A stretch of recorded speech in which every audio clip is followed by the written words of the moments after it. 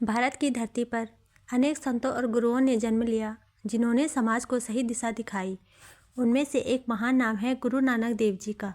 गुरु नानक देव जी केवल सिख धर्म के प्रथम गुरु ही नहीं थे, बल्कि वे मानवता, प्रेम, समानता और सत्य के संदेशवाहक भी थे। उन्होंने अपने जीवन के हर पल में लोगों को यह सिखाया कि ईश्वर सब में समान रूप से बसते हैं।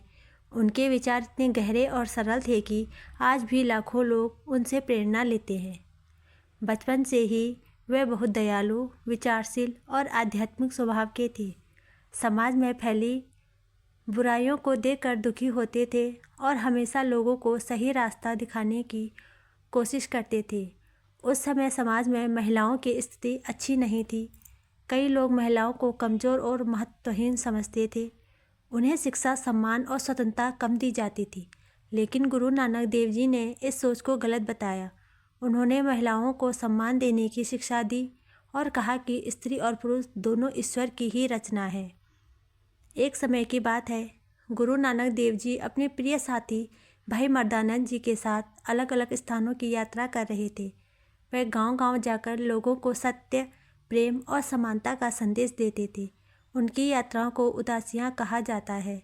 एक दिन चलते चलते वे पंजाब के एक छोटे से गांव में पहुँचे। गांव में मिट्टी की खुशबू फैली हुई थी। खेतों में सरसों की फसल हवा के साथ झूम रही थी।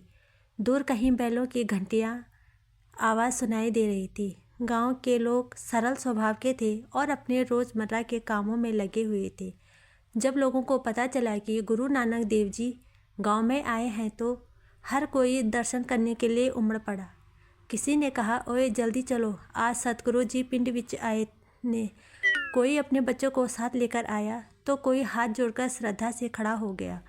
एक दिन गुरु नानक देव जी एक गांव में पहुंचे। वहां के लोग उनके आने की खबर सुनकर बहुत खुश हुए।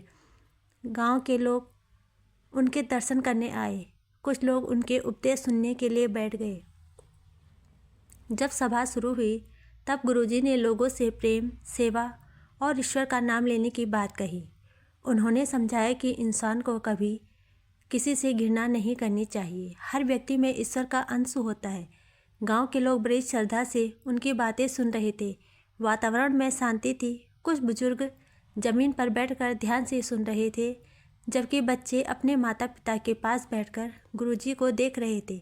सभा में बैठे कुछ लोग ध्यान से उनकी बातें सुन रहे थे, लेकिन कुछ लोग अपने पुराने विचारों में ही विश्वास रखते थे। उसी दौरान गांव का एक व्यक्ति खड़ा हुआ। वह समाज में खुद को बहुत बुद्धिमान समझता था। उसने गुरुजी से प्रश्न किया।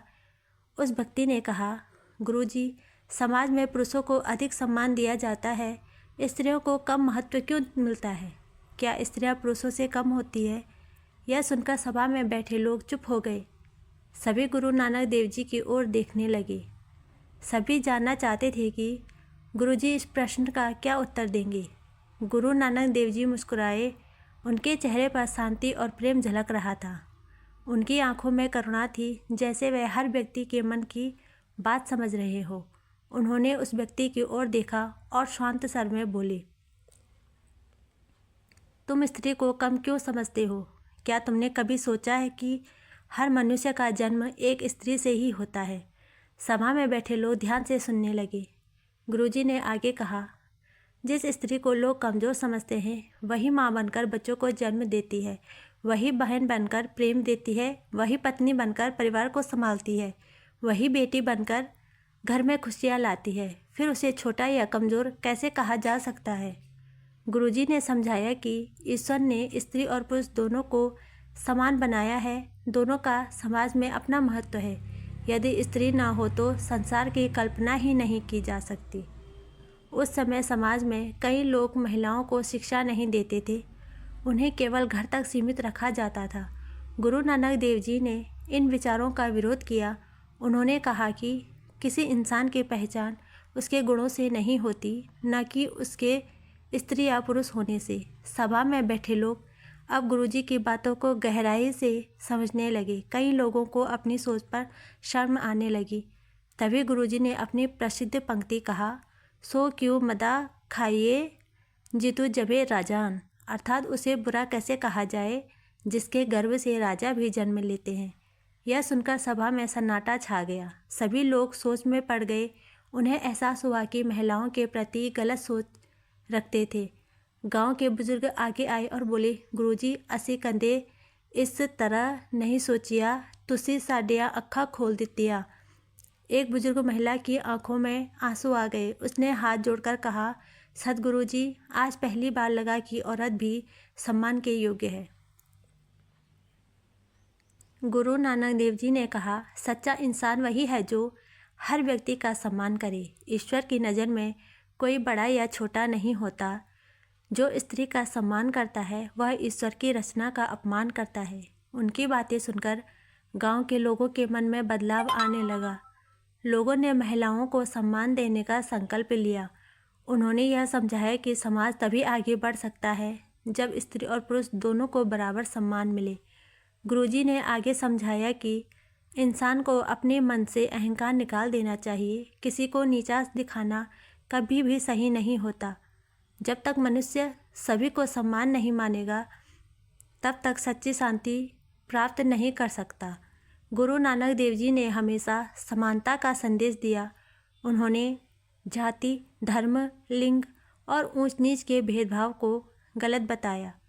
उनका मानना था कि ईश्वर के दरबार में सभी बराबर हैं। उनकी शिक्षाओं का असर केवल उस गांव पर नहीं पड़ा, बल्कि धीरे धीरे दूर दूर तक फैल गया। लोगों ने महिलाओं के सम्मान के महत्व को समझना शुरू किया। इस साखी से हमें कई महत्वपूर्ण सीख मिलती है। एक, महिलाओं का सम्मान करना चाहिए। दूसरा, स्त्री और पुरुष दोनों समान हैं। तीसरा, किसी को भी छोटा या कमज़ोर नहीं समझना चाहिए। चौथी बात, समाज में समानता और प्रेम होना चाहिए। पांचवा, इंसान की पहचान उसके कर्म और गुणों से होती है। गुरु नानक देव जी यह संदेश आज भी उतना ही महत्वपूर्ण है जितना उस समय था। आज के समाज में भी हमें महिलाओं का सम्मान करना चाहिए और उन्हें बराबरी का अधिकार देना चाहिए। गुरु नानक देव जी ने अपने जीवन में यह साबित किया कि सच्चा धर्म वही है जो इंसानियत और समानता दिखाए। वाहेगुरु जी का खालसा, वाहेगुरु जी की फतेह।